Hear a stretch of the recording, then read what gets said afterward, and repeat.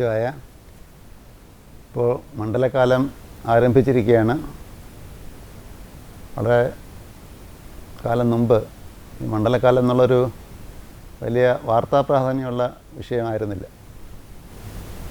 തീർച്ചയായിട്ടും കേരളത്തിൽ അങ്ങോളം ഇങ്ങോളം ജനങ്ങൾ ശബരിമലയിൽ പോയിരുന്നു, വ്രതം എടുത്തിരുന്നു, അവിടെ ചടങ്ങുകളെല്ലാം വീടുകളെല്ലാം നടന്നിരുന്നു. പക്ഷേ അതിന് വലിയ പ്രാധാന്യം, വാർത്താ പ്രാധാന്യം കൈവന്നിരുന്നില്ല. എന്നാൽ അടുത്ത കാലത്തായിട്ട് ഈ വരുന്ന ഈ കാലഘട്ടം മുഴുവൻ തന്നെ മിക്കവാറും എല്ലാ ദിവസവും പത്രങ്ങളിൽ എന്തെങ്കിലുമൊക്കെ വാർത്തകൾ ശബരിമലയായിട്ട് ബന്ധപ്പെടുത്തി വരാറുണ്ട്. അപ്പോൾ അങ്ങനെ കൂടുതൽ വാർത്താ പ്രാധാന്യം വരുന്നത് ഇത് കൂടുതൽ ജനങ്ങൾക്ക് ഇതിനെക്കുറിച്ച് കൂടുതൽ അവബോധം ഉണ്ടാക്കാനും സഹായിക്കുന്നുണ്ട്. അപ്പോൾ ഇങ്ങനെയുള്ള ആഘോഷങ്ങൾ ഇതിന് പ്രാധാന്യം കിട്ടുന്നത്, വാർത്താ പ്രാധാന്യം കിട്ടുന്നത് അതുകൊണ്ട് സമൂഹത്തിൽ എന്തെങ്കിലും പ്രയോജനമുണ്ട്. കാരണം ഇതൊക്കെ ഒരു അന്ധവിശ്വാസമാണെന്നുള്ളൊരു പ്രചാരം മറ്റൊരു വഴിക്ക് നടക്കുന്നുണ്ട്. അപ്പോൾ അങ്ങനെ അന്ധവിശ്വാസമാണോ, അന്ധവിശ്വാസമാണെങ്കിൽ തന്നെ അന്ധവിശ്വാസം പ്രചരിപ്പിക്കുന്നതുകൊണ്ട് സമൂഹത്തിന് ഗുണമാണോ ദോഷമാണോ ഉണ്ടാകുന്നതെന്ന് ആദ്യം നമുക്ക് നോക്കണം. മണ്ഡലകാലത്ത് നമ്മൾ കേരളത്തിലെ കുറ്റകൃത്യങ്ങളുടെയൊക്കെ എണ്ണം നോക്കുകയാണെങ്കിൽ എല്ലാ വർഷവും നമ്മൾ കണക്കെടുത്ത് നോക്കുകയാണെങ്കിൽ ഈ കാലഘട്ടത്തിലാണ് ഏറ്റവും കുറവായിട്ട് നമുക്ക് കാണാൻ സാധിക്കും. അതുപോലെ ആശുപത്രിയിലെ രോഗികളുടെ എണ്ണം നോക്കിയാലും ഈ കാലഘട്ടത്തിൽ അത് വളരെ കുറയുന്നതായിട്ട് കാണാൻ സാധിക്കും. പ്രധാനമായിട്ട് അതിനുള്ള കാരണം ഈ മണ്ഡലകാലത്ത് നമുക്കറിയാം, മാലയിട്ട നല്ലൊരു ശതമാനം ഭക്തന്മാരും കുറേയൊക്കെ വ്രതം നോക്കുന്നവരാണ്. ആ വ്രത കാലഘട്ടത്തിൽ അവർ മത്സ്യമാംസങ്ങളൊന്നും ഉപയോഗിക്കാറില്ല, മദ്യപിക്കാറില്ല. അപ്പോൾ ആ പുകവലി ഒഴിവാക്കാൻ ശ്രമിക്കുന്നുണ്ട്. അതുപോലെ അങ്ങനെ പരമാവധി ആരോഗ്യപരങ്ങളായ അവരുടെ വ്രതം അനുഷ്ഠാനം നടക്കുമ്പോൾ സ്വാഭാവികമായിട്ടും അത് അവരുടെ ആരോഗ്യത്തെ സംരക്ഷിക്കാൻ സഹായിക്കുന്നു. മദ്യപാനമൊക്കെ ഒഴിവാക്കുമ്പോൾ, മയക്കുമരുന്നൊക്കെ ഒഴിവാക്കുമ്പം സമൂഹത്തിലുള്ള കുറ്റകൃത്യങ്ങളുടെ കുറവുണ്ടാകുന്നു. അപ്പോൾ ഇത് സാമൂഹികമായിട്ടൊരു മാറ്റത്തിന് കാരണം ആയി വരുന്നുണ്ട്. അപ്പോൾ ഇതിൻ്റെ പിന്നിലുള്ള വിശ്വാസം അത് ശരിയോ തെറ്റോ എന്നാർക്കും തെളിയിക്കാൻ സാധിക്കുന്ന വസ്തുവല്ല. ഇത് ശാസ്ത്രത്തിൻ്റെ വിഷയമല്ല. ശാസ്ത്രം കൈകാര്യം ചെയ്യുന്ന ഭൗതിക വിഷയങ്ങളാണ്. ഇന്നും ശാസ്ത്രത്തിന് ജീവൻ എന്താ അതിനെപ്പറ്റി വ്യക്തമായൊരു ധാരണ ഉണ്ടാക്കാൻ സാധിച്ചിട്ടില്ല. പക്ഷേ ജീവൻ കൈകാര്യം ചെയ്യുന്ന വസ്തുക്കൾ, അണു എന്താണ്, അതിൻ്റെ അകത്തുള്ള പരമാണുക്കൾ എന്താണ്, അവയുടെ ഘടകങ്ങൾ എന്താണ്, അങ്ങനെ ഗോഡ് പാർട്ടിക്കിൾ വരെ, ദൈവകണിക വരെ ഇന്ന് നമ്മുടെ ശാസ്ത്ര ഗവേഷണം എത്തി നിൽക്കുന്നുണ്ട്. അപ്പോൾ ആ ശാസ്ത്ര ഗവേഷണം ഭൗതിക ലോകത്താണ് കൂടുതൽ ആഴങ്ങളിലേക്ക് പഠനം നടത്തുന്നത്. ഒരിക്കലും ജീവിതവുമായിട്ട് ബന്ധപ്പെട്ടോ ജീവനുമായിട്ട് ബന്ധപ്പെട്ടുള്ള കാര്യങ്ങൾ അത്രത്തോളം ആഴത്തിലെത്താൻ നമുക്ക് സാധിച്ചിട്ടില്ല. അപ്പോൾ അവിടെ നമുക്ക് നോക്കേണ്ട കാര്യം ഇതുകൊണ്ട് നമുക്കെന്താണ് ജീവിതത്തിൽ പ്രയോജനം ഉണ്ടാകുന്നത്, ഈശ്വരവിശ്വാസം കൊണ്ട്, അതിനുള്ള അനുഷ്ഠാനങ്ങൾ കൊണ്ട് നമുക്കെന്താണ് പ്രയോജനം ഉണ്ടാകുന്നത്. അപ്പോൾ നമുക്കറിയാം, മദ്യപിക്കുന്നൊരു വ്യക്തി അയാളുടെ വരുമാനത്തിൽ നല്ലൊരു പങ്ക് അതിനുവേണ്ടി ചിലവാക്കുന്നു. അതുകൊണ്ട് ആ വ്യക്തിയുടെ ആരോഗ്യം ക്ഷയിക്കുന്നു, നല്ല രോഗിയായിത്തീരുന്നു, ഭാവിയിൽ രോഗിയായിത്തീരുന്നു, അല്ല ചികിത്സയ്ക്ക് അതിനേക്കാളും പണം ചിലവാക്കേണ്ടി വരുന്നു, കുടുംബത്തിൻ്റെ വരുമാനം ഇല്ലാതായിത്തീരുന്നു. പലരും മദ്യപിച്ചിട്ട് വന്നിട്ട് ഭാര്യയെ എടുത്ത് തല്ലുക, കുട്ടികളെ ഉപദ്രവിക്കുക, ഇതൊക്കെ ചെയ്യുന്നുണ്ട്. അയൽക്കാരുമായിട്ട് വഴക്കുണ്ടാക്കുക, നാട്ടുകാരുമായിട്ട് വഴക്കുണ്ടാക്കുക. അപ്പോൾ അങ്ങനെ രീതിയിൽ നാടിൻ്റെ സ്വസ്ഥത നഷ്ടപ്പെടുന്നു, വീടിൻ്റെ സ്വസ്ഥത നഷ്ടപ്പെടുന്നു, കുട്ടികളുടെ അവർക്ക് മാനസികമായിട്ട് അവർക്ക് വലിയ ആഘാതം അവരുടെ ഉള്ളിൽ സൃഷ്ടിക്കുന്നു. അപ്പോൾ ആ കുടുംബ ബന്ധങ്ങൾ ശിഥിലമാകുന്നു. അപ്പോൾ ഇതെല്ലാത്തിനും കാരണം ഈ മദ്യപാനം എന്നുള്ള ദുശീലമാണ്. എന്നാൽ പിന്നെ ഇത് എത്ര മോശമാണെന്ന് അറിയാമെങ്കിൽ അങ്ങ് നിർത്താൻ അവർക്ക് സാധിക്കില്ല. പലർക്കും ആഗ്രഹം ഉണ്ടെങ്കിൽ അത് നിർത്താൻ സാധിക്കില്ല. കാരണം അത്രത്തോളം അതിന് അടിമകളായി കഴിഞ്ഞു. അപ്പോൾ അവർ അഡിക്ഷനായിട്ട് കഴിഞ്ഞു. ഈ അഡിക്ഷനിൽ നിന്ന് സ്വയം പിന്മാറാൻ എളുപ്പമല്ല. അപ്പോൾ അങ്ങനെ അഡിക്ഷനിൽ നിന്ന് പിന്മാറാൻ എളുപ്പമല്ലാത്ത ഇരുന്നിട്ട് പോലും ഇങ്ങനെ വ്രതം എടുക്കുന്ന സമയത്ത് പല മദ്യപന്മാർക്കും ഇത് ഒഴിവാക്കാൻ സാധിക്കുന്നുണ്ട്. അപ്പോൾ ആ ഒരു ഈശ്വര ശക്തി നമ്മുടെ കൂടെയുണ്ട്. ഭഗവാൻ നമ്മുടെ അനുഗ്രഹിക്കുന്ന ഭഗവാന്റെ ശക്തി, ഭഗവാനുള്ള വിശ്വാസം കൊണ്ട് അവർക്ക് ഇതിൽ നിന്ന് മാറി നിൽക്കാൻ സാധിക്കുന്നുണ്ട്. അങ്ങനെ മാറി നിൽക്കാൻ സാധിക്കുമ്പോൾ അവരുടെ ഉള്ളിലൊരു ആത്മവിശ്വാസം ഉണരുകയാണ്, എനിക്ക് സാധിക്കും എന്നൊരു ആത്മവിശ്വാസം ഉണരുകയാണ്. അപ്പോൾ അത് ഒരുപക്ഷെ വീണ്ടും പൂർണ്ണമായിട്ടും മദ്യത്തിൽ നിന്ന് മുക്തരാകണമെന്ന് വിചാരിച്ചാൽ പോലും ഇങ്ങനെയൊരു സന്ദർഭത്തിൽ അവർക്ക് ആ വ്രതാനുഷ്ഠാനം എടുക്കുമ്പോൾ ഇത് മാറി നിൽക്കാൻ സാധിക്കുന്നതുകൊണ്ട് അത് തുടർച്ചയായിട്ട് എടുക്കുകയാണെങ്കിൽ ക്രമേണെങ്കിലും അതിൽ നിന്ന് പിന്മാറാൻ സാധിക്കും. നമുക്കറിയാം, ആദ്യകാലത്ത് നിരീശ്വരവാദികളായിട്ട് നടന്ന ജീവിതത്തിലെ സുഖങ്ങളെല്ലാം ആസ്വദിക്കാൻ ശ്രമിച്ചിരുന്ന പലരും പിൽക്കാലത്ത് വലിയ ഈശ്വരഭക്താനുഷ്ഠാനങ്ങളെല്ലാം എടുക്കാൻ തുടങ്ങിയിട്ടുണ്ട്.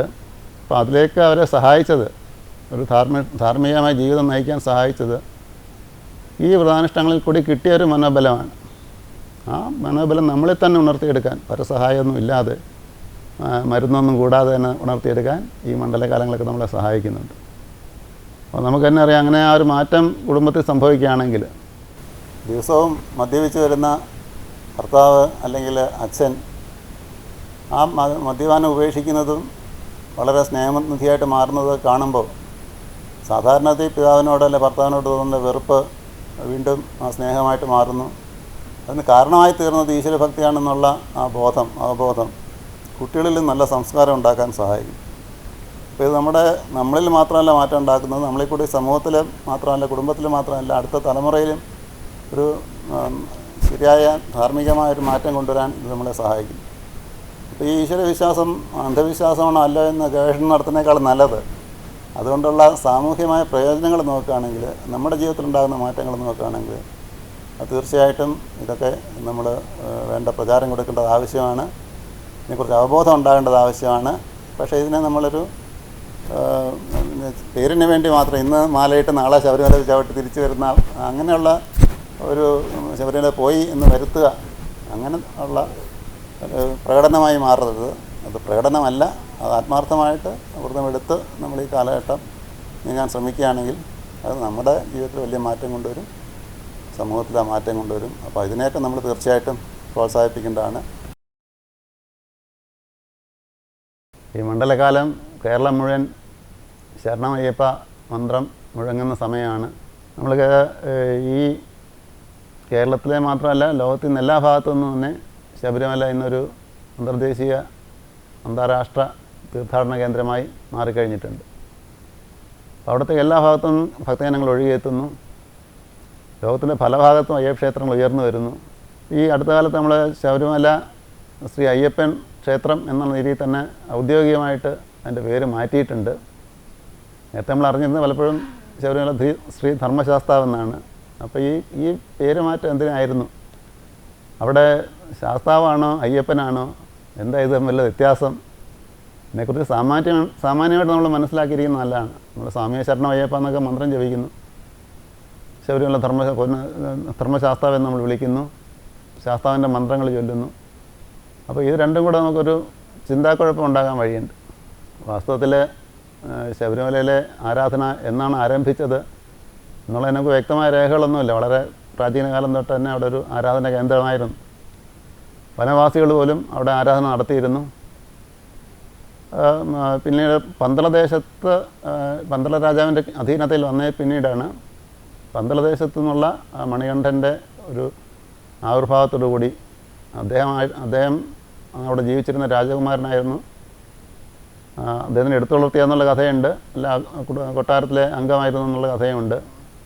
മധുരയിൽ നിന്ന് വന്ന റാണിയിലുണ്ടായ മകനാണെന്നൊരു കഥയുമുണ്ട്. എന്തായാലും പന്തള രാജവംശത്തിൽപ്പെട്ട വ്യക്തിയായിരുന്നു അദ്ദേഹം. ആ ശബരിമല ഇന്ന് കാണുന്ന ആ വ്രതാനുഷ്ഠാനം ഒന്നിച്ച് ജനങ്ങളെ സംഘടിപ്പിച്ച് ശരണമന്ത്രത്തോടുകൂടി പോവുക, പിന്നെ വ്രത അനുഷ്ഠാന രീതികൾ, ഇരുമുടിക്കെട്ട്, ഇങ്ങനെയുള്ള അനുഷ്ഠാനങ്ങൾക്കൊരു ക്രമം കൊണ്ടുവന്നത് അദ്ദേഹമാണെന്ന് വിശ്വസിക്കപ്പെടും. എന്തായാലും ആ പന്തള കാലഘട്ടത്തിന് ശേഷമാണ് ശബരിമല കുറേ കൂടെ ഒരു ചിട്ടയോടുകൂടി മണ്ഡലകാലം നമ്മൾ ആചരിക്കാൻ തുടങ്ങിയതും അവിടെ ഒരു വ്യവസ്ഥാപിതമായൊരു ആരാധനാ രീതി നിലവിൽ വന്നു അതിന് ശേഷമായിട്ടെന്നാണ് നമ്മൾ അറിയപ്പെടുന്ന ചരിത്രം അങ്ങനെയാണ് പറയുന്നത്. അപ്പോൾ അവിടെ ഈ മണികണ്ഠൻ ആണ് അയ്യപ്പൻ എന്നാണൊരു വാദമുള്ളത്. അദ്ദേഹത്തെ ബ്രഹ്മചാരിയായിട്ട് പറയും. പക്ഷേ അവിടുത്തെ പ്രതിഷ്ഠ, അവിടുത്തെ വിഗ്രഹം ധർമ്മശാസ്താവിൻ്റേതാണെന്നാണ് പറയുന്നത്. അവിടുത്തെ പൂജാമന്ത്രങ്ങളൊക്കെ ധർമ്മശാസ്താവിൻ്റേതാണ്. അവിടെ ശാസ്താവ് എന്നുള്ളതൊരു തന്ത്രശാസ്ത്രപ്രകാരം ഒരു ദേവതയാണ്. ശാസ്താവിന് ഭാര്യമാരൊക്കെ ഉണ്ട്, പൂർണ്ണയും പുഷ്കലയൊക്കെ ഉണ്ട്, സത്യനൊരു മകനുണ്ട്. അപ്പോൾ ആ ദേവതാ രീതിയിൽ നമ്മൾ പൂജിക്കുമ്പോൾ അവിടെ ശാസ്ത്രവിധി പ്രകാരമുള്ള മന്ത്രങ്ങൾ മാത്രമേ നമുക്ക് ഉപയോഗിക്കാൻ പറ്റുള്ളൂ. ഇപ്പോൾ ജീവിച്ചിരിക്കുന്ന ഒരു മനുഷ്യൻ്റെ മന്ത്രങ്ങൾ അങ്ങനെ സൃഷ്ടിക്കപ്പെട്ടിട്ടില്ല. അപ്പം അതേസമയം അയ്യപ്പൻ മഹായോഗിയായിരുന്നു, തപസ്യായിരുന്നു. അദ്ദേഹം അവിടെ സമാധിയായിട്ടാണ് പറയുന്നത്. അവിടെ മണിമണ്ഡപം എന്നറിയുന്നത് അയ്യപ്പൻ്റെ സമാധിയായിട്ട് വിശ്വസിക്കുന്നവരുണ്ട്. അപ്പോൾ ആ അയ്യപ്പസ്വാമി എന്ന് പറയുന്നത് ഒരു മനുഷ്യനായിരുന്നെങ്കിൽ പോലും അദ്ദേഹം ആ സിദ്ധപുരുഷനായിരുന്നു. ആ ശബരിമല അതേപോലെ ശബരിയുടെ ആശ്രമമാണെന്ന് വിശ്വസിക്കുന്നവരുണ്ട്. അപ്പം ശബരിപീഠം അതിനടുത്ത് തന്നെയാണ്, സമീപം തന്നെയാണ്. അപ്പോൾ ഇതങ്ങനെ ഒരു പുണ്യസ്ഥലമായിരുന്നു, പുണ്യസങ്കേതമായിരുന്നു. എല്ലാവരുടെയും ഒരു ആരാധന സ്ഥലമായിരുന്നു. ആ സ്ഥലത്തിന് ഒരു മഹിമയുണ്ട്. അങ്ങനെ പുണ്യമായ സ്ഥലത്ത് ശബരിമലയിൽ അയ്യപ്പൻ സമാധിയായി. അവിടെ ഒരു ക്ഷേത്രം ഉയർന്നു വന്നു. പക്ഷേ ക്ഷേത്രത്തിലെ പൂജാതി കർമ്മങ്ങൾ നടത്താൻ വേണ്ടിയിട്ട് തന്ത്രശാസ്ത്ര പ്രകാരമുള്ള ഒരു ദേവൻ്റെ സങ്കല്പത്തിലാണ് അവർ പ്രതിഷ്ഠ നിർവഹിച്ചിരിക്കുന്നത്. അപ്പോൾ വിഗ്രഹം അവിടുത്തേത് അയ്യപ്പൻ്റേതാണെങ്കിലും ആ ധർമ്മശാസ്താവിൻ്റേതാണ്. ശാസ്താവിൻ്റെ തന്നെ യോഗപട്ടം ബന്ധിച്ചിരിക്കുന്ന രീതിയിൽ, യോഗിയുടെ രീതിയിലുള്ള ശാസ്താവിൻ്റെ പ്രതിഷ്ഠയാണ് അവിടെ നിർവഹിച്ചിരിക്കുന്നത്. അപ്പോൾ ആ വ്യത്യാസം നമ്മളറിയണം. അത് തന്ത്രശാസ്ത്രപ്രകാരമുള്ള ദേവതാ സങ്കല്പമാണ്. അയ്യപ്പൻ എന്നുള്ള മനുഷ്യനാണെങ്കിൽ പോലും കൃഷ്ണനെ പോലെയും രാമനെ പോലെയും ആത്മജ്ഞാനം നേടി ആ പരമപദത്തിൽ അണഞ്ഞ ഒരു ശുദ്ധപുരുഷനാണ്. നമുക്കറിയാം, നമ്മളിന്ന് വിഷ്ണുവിൻ്റെ ഏറ്റവും പ്രധാനപ്പെട്ട ഒരു സ്തുതി വിഷ്ണു സഹസ്രനാമമാണ്. ആ വിഷ്ണു സഹസ്രനാമം ഭീഷ്മർ ചൊല്ലുന്നതാണ്. ഭീഷ്മരാണ് അതിൻ്റെ ഋഷി അത് രചിച്ചത്. ഭീഷ്മർ അന്ത്യസമയം വിഷ്ണു സഹസ്രനാമം ചൊല്ലിയാണ് മോക്ഷം പ്രാപിക്കുന്നത്. പക്ഷേ ആ വിഷ്ണു സഹസ്രനാമം ചൊല്ലുന്നത് കൃഷ്ണനെ നോക്കിക്കൊണ്ടാണ്, കൃഷ്ണനെ സ്തുതിച്ചുകൊണ്ടാണ്. തൻ്റെ മുമ്പിൽ നിൽക്കുന്ന വാസുദേവ കൃഷ്ണൻ, വാസുദേവൻ്റെ പുത്രനായ ഈ കൃഷ്ണൻ വാസ്തവത്തിൽ മനുഷ്യനല്ല, സാക്ഷാൽ വിഷ്ണു തന്നെയാണ് എന്ന് ലോകത്തിനോട് വിളിച്ചു പറയുന്നതാണ് കൃഷ്ണനെ സ്തുതിച്ചുകൊണ്ട് ഭീഷ്മർ ചൊല്ലുന്ന വിഷ്ണു സഹസ്രനാമം. അതുപോലെ നമുക്കറിയാം, ഗുരുവായൂരപ്പൻ നമ്മൾ പറയുമ്പോൾ നമുക്ക് എപ്പോഴും മനസ്സിൽ ഓടി വരുന്നത് ഉണ്ണിക്കണ്ണൻ്റെ രൂപമാണ്, കൃഷ്ണൻ്റെ രൂപമാണ്. പക്ഷെ അവിടുത്തെ പ്രതിഷ്ഠ വിഷ്ണുവിൻ്റെ പ്രതിഷ്ഠയാണ്. കൃഷ്ണൻ്റെ പ്രതിഷ്ഠയായിട്ടാണ് നമ്മൾ കൃഷ്ണനെ ആയിട്ട് കാണുന്നത്. അവിടെ കൃഷ്ണനും വിഷ്ണു അവിടെ അഭേദമായിട്ടാണ് നമ്മൾ കാണുന്നത്. ആ ഭേദബുദ്ധി തന്നെയാണ് അയ്യപ്പൻ എന്ന് പറയുന്ന വ്യക്തിക്ക്, യോഗിക്ക്, ആത്മജ്ഞാനിയായ ഋഷിക്ക് ശാസ്താവുമായിട്ടുണ്ടായ താതാത്മ്യം. അവിടെ വിഷ്ണു അല്ലെങ്കിൽ ശാസ്താവെന്ന് പറയുമ്പോൾ അത് പരബ്രഹ്മത്തിൻ്റെ അല്ലെങ്കിൽ നിർഗുണ ബ്രഹ്മത്തിൻ്റെ ഒരു സഗുണ രൂപമാണ്. സഗുണ സാകാര രൂപത്തിനാണ് നമ്മൾ ദേവതകളായിട്ട് പറഞ്ഞത്. വിഷ്ണുവെന്നും ശിവനെന്നും അതേപോലെ ശാസ്താവെന്നൊക്കെ പറയുന്നത് അത് ബ്രഹ്മത്തിൻ്റെ തന്നെ ഒരു സഗുണ രൂപം. നമുക്ക് മനസ്സിൽ ഭാവന ചെയ്യാനും ആരാധിക്കാനും ഉപാസിക്കാനും ഒക്കെ ഒരു രൂപം വേണം. അങ്ങനത്തെ രൂപങ്ങളെയാണ് നമ്മൾ ദേവതാരൂപങ്ങളെന്ന് പറയുന്നത്. ദേവതാരൂപങ്ങൾ കൂടി നമ്മൾ ആ പരമതത്വത്തിലേക്ക് എത്തിച്ചേരുന്നു. തത്വമസി എന്ന് പറയുന്ന ആത്യന്തിക തത്വത്തിലേക്ക് എത്തിച്ചേരാനുള്ള ചവിട്ടുപടികളാണ് ഈ ദേവതാരൂപങ്ങളൊക്കെ. അപ്പോൾ ഒരു മനുഷ്യനെങ്ങനെ ആ പദവിയിൽ എത്തിച്ചേരാൻ സാധിക്കും, അതാണ് ശബരിമല നമ്മളെ പഠിപ്പിക്കുന്നത്. അപ്പോൾ അവിടെ ദേവനും ഉപാസകനും തമ്മിൽ അഭേദം സംഭവിക്കുന്നു. അദ്വൈത ബോധത്തിൽ പ്രതിഷ്ഠിതരായിത്തീരുന്നു. രണ്ടും ഭേദമില്ല എന്നുള്ള രീതിയിലായിത്തീരുന്നു. അതുകൊണ്ടാണ് നമ്മുടെ ശാസ്താവെന്ന് പറയുന്നതും അയ്യപ്പൻ എന്ന് പറയുന്നതും ഭേദമൊന്നുമില്ല. പക്ഷേ ഒന്ന് ദേവതാ നാമമാണ്, മറ്റേത് വ്യക്തിയുടെ ഒരു നാമമാണ് എന്നുള്ള ഭേദം മാത്രമേ ഉള്ളൂ. കൃഷ്ണനെന്നും വിഷ്ണു എന്ന് വിളിക്കുന്ന പോലെ. ശബരിമലയിൽ നമ്മൾ ശബരിമലയെക്കുറിച്ച് ധാരാളം പരസ്പര വിരുദ്ധമായ കാര്യങ്ങൾ നമ്മൾ കേൾക്കാറുണ്ട്. പലതരം ഐതിഹ്യങ്ങൾ കേൾക്കാറുണ്ട്. അപ്പം പലർക്കും ഉണ്ടാകുന്നൊരു സംശയമാണ് ശബരിമലയിലെ മാളികപ്പുറത്തമ്മ എന്ന് പറയുന്നത് ആരാണ്, എന്താണ് എന്നുള്ളത്. അപ്പം അതിനെ സംബന്ധിച്ച് പ്രചരിക്കുന്നൊരു ഐതിഹ്യം ഭൂതനാഥ ഉപാഖ്യാനത്തിൽ കൂടെയൊക്കെ കേരളത്തിൽ കൂടുതൽ പ്രചരിച്ചിട്ടുള്ള ഐതിഹ്യം, ലീല എന്ന് പറയുന്ന ഒരു ഋഷിപത്നി, അവർ ദത്തനെ വിവാഹം കഴിച്ചു. ദത്തനും ലീലയും സുഖമായിട്ട് ജീവിച്ചു. അവസാനം ദത്തൻ സന്യസിക്കാൻ ഒരുമ്പെട്ടപ്പോൾ ഞാൻ അവിടുത്തെ മഹിഷിയാണ്, പട്ടമഹിഷിയാണ്, എന്നെ ഇങ്ങനെ ഉപേക്ഷിക്കാൻ പാടില്ല എന്ന് ലീല ശാഠ്യം പിടിച്ചു. അപ്പോൾ മഹിഷിന്ന് ഇങ്ങനെ വാശി പിടിക്കുന്ന നീ ഒരു മഹിഷിയായി തീരട്ടെ എന്ന് ദത്തൻ ശപിച്ചു. തിരിച്ച് ലീല ദത്തനെ ശപിച്ചു, നീയും അങ്ങനെയാണ് നീയൊരു മഹിഷമായി തീർന്ന് എൻ്റെ കൂടെ ജീവിക്കാൻ ഇടവരട്ടെ എന്ന് അവർ പരസ്പരം ശപിച്ചു. അങ്ങനെ മഹിഷിയായിട്ട് ജനിച്ച ലീല ഭഗവാൻ അയ്യപ്പൻ മഹിഷിയെ വധിച്ച് മോക്ഷം കൊടുത്തു. ആ മഹിഷി ആണ് അവിടെ മാളികപ്പുറമായിട്ട് കുടിയിരുത്തിയിരിക്കുന്നത്. ആ മഹിഷി ഭഗവാനെ ഭഗവാനെ ഭർത്താവായിട്ട് സ്വീകരിക്കാൻ വരം ചോദിച്ചായിട്ടും കന്യായിപ്പം വരാത്തപ്പം അങ്ങനെ എന്നെ സ്വീകരിക്കാം, നിന്നെ സ്വീകരിച്ചു കൊള്ളാമെന്ന് അയ്യപ്പൻ വാഗ്ദാനം ചെയ്തിട്ടുണ്ട് കഥ പ്രചരിക്കുന്നു. പക്ഷേ ഈ കഥയ്ക്ക് പുരാണമായിട്ട് യാതൊരു ബന്ധമില്ല, അല്ലെങ്കിൽ നമുക്ക് ഇതുമായിട്ട് ബന്ധപ്പെട്ട യാതൊരു പുരാണ കഥയും നമുക്ക് കണ്ടെത്താൻ സാധിക്കില്ല. അപ്പോൾ അവിടെ വരുന്ന നമുക്ക് മാത്രമല്ല, അവിടെ നമ്മൾ അവിടുത്തെ ആചാരങ്ങൾ നോക്കുകയാണെങ്കിൽ മാളികപ്പുറത്തുനിന്ന് എഴുന്നള്ളിച്ച് കൊണ്ടുവരുന്നത് അയ്യപ്പൻ്റെ വിഗ്രഹമാണ്, അല്ലാതെ ദേവിയുടെ വിഗ്രഹമൊന്നും അല്ല അവിടെ എഴുന്നള്ളിച്ച് കൊണ്ടുവരുന്നത്. ശരംകുത്തിയിലേക്ക് എഴുന്നള്ളിച്ചുകൊണ്ട് വരുന്ന അയ്യപ്പൻ്റെ വിഗ്രഹമാണ്. അപ്പോൾ കൊമ്പമീശയൊക്കെ വെച്ച രൂപമാണ് അവിടെ നിന്ന് എഴുന്നള്ളിച്ചുകൊണ്ട് വരുന്നത്. അപ്പോൾ അവിടെ വരുന്നത് കൂടെ വാസ്തവ ദേവിയല്ല ശരംകുത്തി വന്ന് നോക്കിയിട്ട് കന്യായപ്പന്മാരുണ്ടോ എന്ന് നോക്കിയിട്ട് തിരിച്ചു പോകുന്നു, അയ്യപ്പനാണ് വരുന്നത്. അപ്പോൾ പിന്നെ ആ കഥ അടിസ്ഥാനമില്ല. അപ്പോൾ പിന്നെ മാളികപ്പുറം ആരാണ് എന്നൊരു ചോദ്യം വരും. അപ്പോൾ ആ മാളികപ്പുറത്തിനെക്കുറിച്ച് 2 കഥകൾ പ്രചരിക്കുന്നുണ്ട്. ഈ പറഞ്ഞ മഹിഷി, മോക്ഷം കിട്ടിയ മഹിഷി അവിടെ കുടിയിരുത്തിയായിട്ട് പറയുന്നുണ്ട്. രണ്ടാമത് ഈ പാണ്ഡ്യവംശത്തിൽ നിന്നാണ് ഈ പന്തള രാജവംശം ഉണ്ടായി വരുന്നത്. പാണ്ഡ്യവംശത്തിൽ പിരിഞ്ഞു വന്ന രാജശാഖയാണ് പന്തള രാജവംശം. ആ പന്തള രാജവംശത്തിലുള്ള അവരുടെ കുടുംബ പരദേവത എന്ന് പറയുന്നത്, പാണ്ഡ്യവംശത്തിൻ്റെ പരദേവത എന്ന് പറയുന്നത് മധുര മീനാക്ഷിയാണ്. മധുര മീനാക്ഷിയാണ് അവിടെ അയ്യപ്പൻ അവിടെ പോയ സമയത്ത് അവിടെ അയ്യപ്പൻ കുടിയിരുത്തിയതാണ് തൻ്റെ ഉപാസനാമൂർത്തിയായിട്ട്, അതിൻ്റെ കുടുംബ ഉപാസനാമൂർത്തിയായിട്ട് അവിടെ കുടിയിരുത്തിയായിട്ടാണ് വിശ്വസിക്കുന്നത്. അപ്പോൾ ശബരിമല ക്ഷേത്രം നിർമ്മിക്കുന്നതിൽ പന്തള രാജാവാണ് മുൻകൈ എടുത്തിട്ടുള്ളത്. അവിടെ രാജാവിൻ്റെ കുടുംബ ദേവത എന്നുള്ള നിലയ്ക്കും അവിടെ മധുര മീനാക്ഷിയാണ്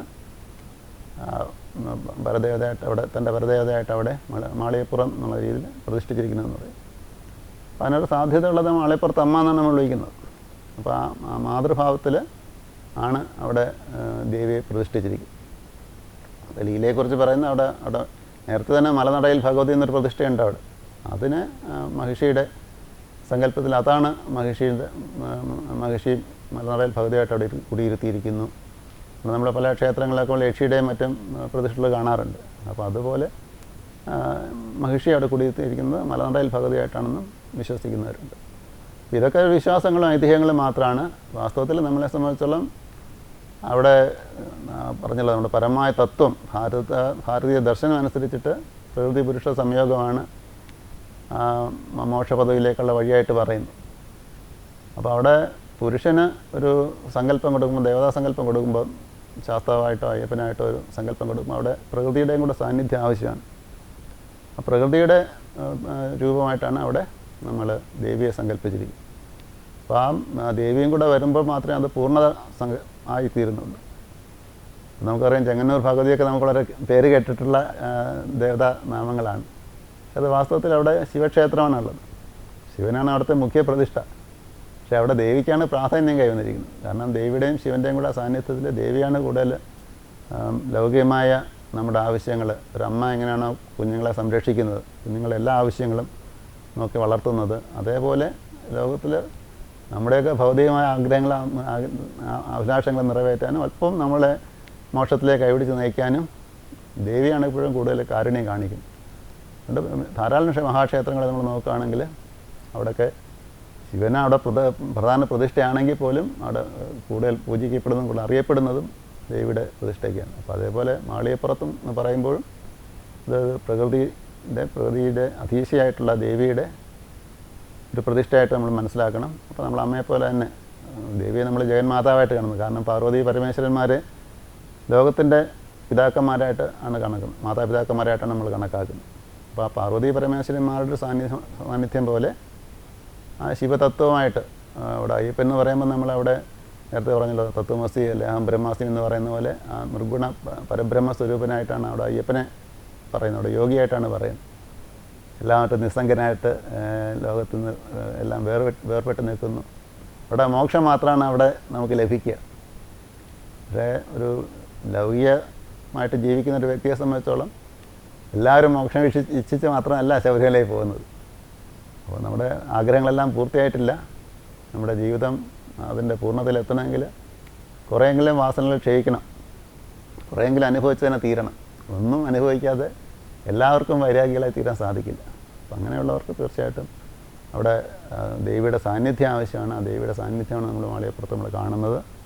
അത് മധുര മീനാക്ഷി എന്ന് പേരിട്ട് വിളിച്ചാലും അത് മഹിഷിയുടെയാണ് എന്നുള്ള സങ്കല്പത്തിൽ പോയാലും ദേവി ചൈതന്യം അത് ആ ലോകത്തിൻ്റെ മാതാവായിട്ട് തന്നെ നമ്മൾ കണ്ട് ആരാധിക്കുകയാണ് വേണ്ടത്. അതും കൂടെ ആകുമ്പോഴേ അവിടെയും കൂടെ ദർശനം എടുക്കുമ്പോഴേ നമ്മൾ ആ ശബരിമല യാത്ര പൂർണ്ണമായി തീരുന്നുള്ളൂ. പ്രത്യേകിച്ച് ഗൃഹസ്ഥന്മാരായിട്ടുള്ള ഭക്തന്മാരെ സംബന്ധിച്ചുള്ള. ഓം നമഃ ശിവായ.